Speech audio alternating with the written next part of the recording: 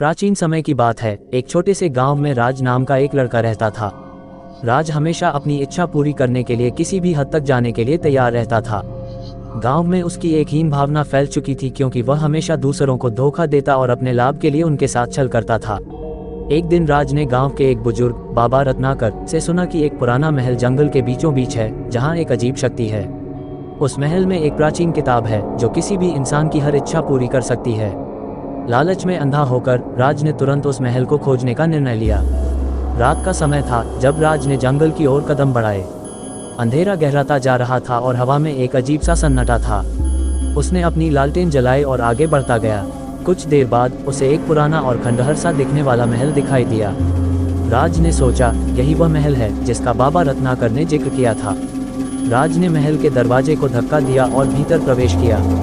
अंदर का माहौल बेहद डरावना था। हर कोने में मकड़ियों के जाले थे और दीवारों पर अजीब सी चित्रकथाएं बनी हुई थीं। राज ने ध्यान से देखा और एक कमरे की ओर बढ़ा, जहां उसे वह प्राचीन किताब मिल सकती थी। कमरे के बीचों बीच एक बड़ी सी मेज थी, जिस पर वह किताब रखी हुई थी।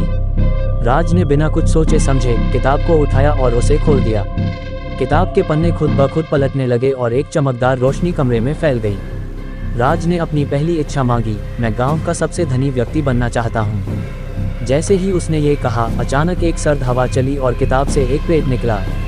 वह प्रेत बेहद डरावना था और उसकी आंखों में अजीब सी चमक थी। उसने कहा, तुम्हारी इच्छा पूरी होगी, लेकिन इसकी कीमत चुकानी होगी।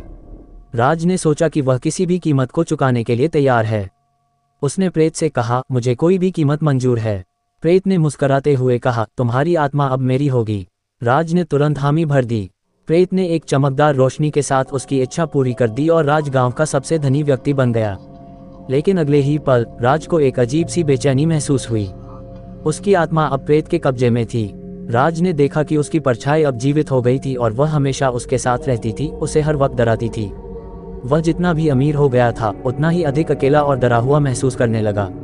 उसकी अंतरात्मा अब एक प्रेत बन चुकी थी, जो उसे हमेशा अपने गलतियों का एहसास दिलाती रहती थी। राज ने महसूस किया कि सच्चा सुख केवल भौतिक वस्तुओं में नहीं है, बल्कि आत्मिक शांति में है। लेकिन अब बहुत देर हो चुकी थी। कहानी का संदेश था कि लालच और छल से कभी भी सच्ची खुशी नहीं मिल सकती। हर कर्म का फल जरूर मिलता है और हमें अपनी अंतरात्मा की आवाज़ को सुनकर ही अपने जीवन में आगे बढ़ना चाहिए।